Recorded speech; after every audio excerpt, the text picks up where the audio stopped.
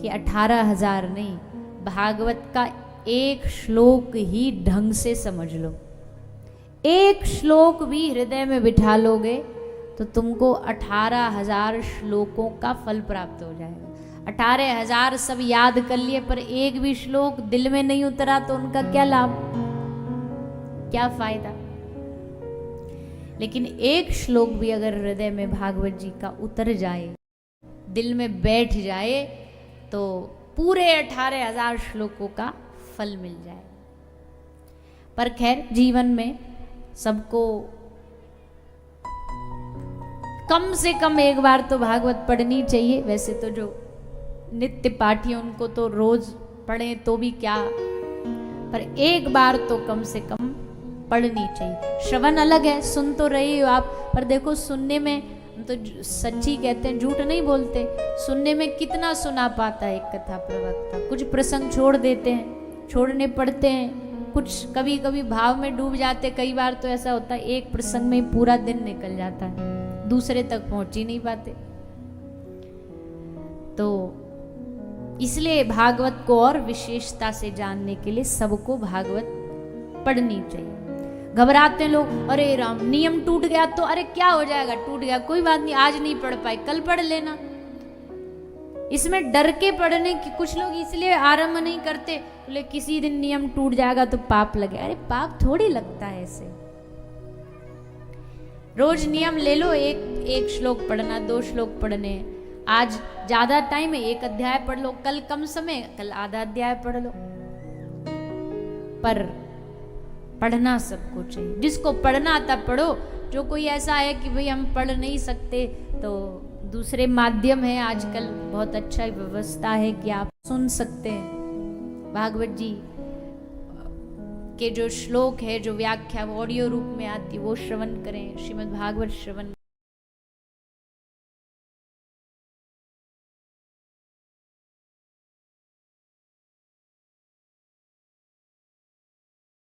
व्यास जी को लगा कि ये लिखने के बाद अब इसको जगत तक पहुंचाए कौन, सुनाए कौन। तो मन में नाम आया सुखदेव जी का। सुखदेव जी इस कथा के योग्य प्रवक्ता बन सकते हैं, तो उनको वापस लाना है घर, क्योंकि वो तो घर छोड़ के जंगल में चले गए थे। तो उनको वापस कैसे लाया, कहा अपने शिष्य लोगों को सुखदेव को सुनाओ। जहां सुखदेव बैठा वहां जाके खूब भागवत के है।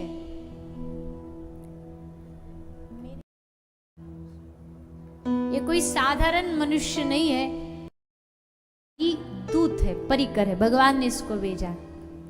तो जब अपनी ही लोक से आए हुए अपनी लोक की कथा सुनेगा, भगवान की महिमा सुनेगा, तो इसका मन अपने आप यहाँ खिंचा चला आएगा। तो शिष्यों ने जाकर के भगवान के सुंदर स्वरूप का वर्णन किया है। बरहा पीड़म नटवर वपु कर्णयो कर्णिकारम, श्रीमद् भागवत की कथा को श्री सुखदेव जी ने श्रवण पान किया। इस प्रकार भागवत का आरंभ हुआ। श्रीमद् भागवत के प्रवक्ता श्री सुखदेव जी बने, और फिर राजा परीक्षित, जिन्होंने इस कथा के श्रोता बन करके इस कथा को सुना है, उनकी कथा सूत जी सुना रहे। पर उससे पूर्व आइए महाभारत की कथा में हम सब प्रवेश करें। उसमें प्रवेश करने से पहले सभी 2 मिनट भगवान के स्वरूप की बात चली, तो उनके स्वरूप का ही दर्शन करते हुए, भाव से सभी गाते हुए, आनंद लेते हुए, तो रोक नहीं पाए और व्यास आश्रम चले गए। तो इस प्रकार सुखदेव जी की कथा सूत जी ने श्रवण कराई। फिर 88,000 शौनक आदि ऋषियों ने सूत जी से पूछा, महाराज हमने सुना है कि इतिहास में भगवान ने पांडव वंश में जाकर के पांडवों की रक्षा की है, उन्हें बचाया है, उनको जिताया है। तो ऐसा क्या था उस पांडव वंश में कि आखिर भगवान सब छोड़ छाड़ करके उस युद्ध में वहीं आकर के बैठ गए। तो श्री सूत जी महाराज कहते हैं, कथा श्रवण कराते हैं,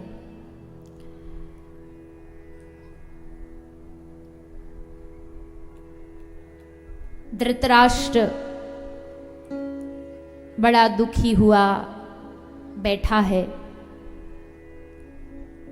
संजय पूरी युद्ध भूमि का हाल धृतराष्ट्र को बता रहे हैं।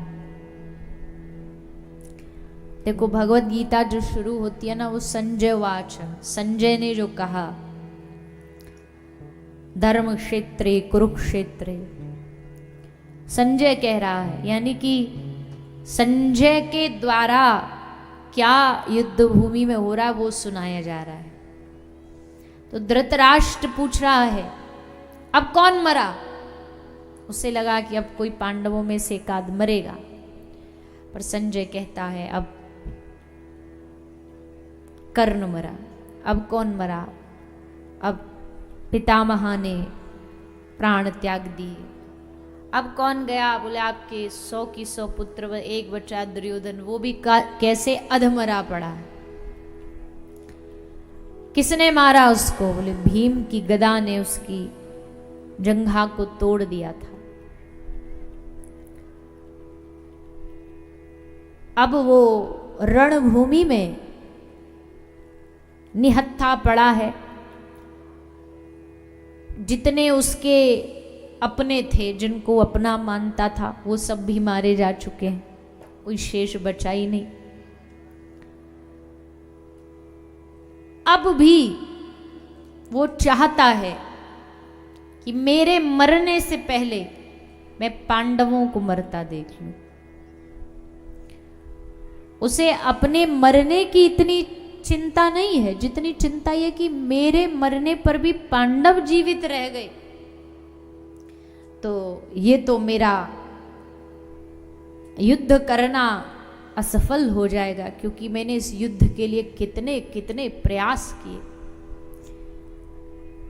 सबने युद्ध के लिए समझाया, यहाँ तक कि साक्षात श्री कृष्ण भी समझाने के लिए दुर्योधन को आए, पर दुर्योधन ने कह दिया कि शांति प्रस्ताव ला करके कोई लाभ नहीं है, युद्ध तो होगा।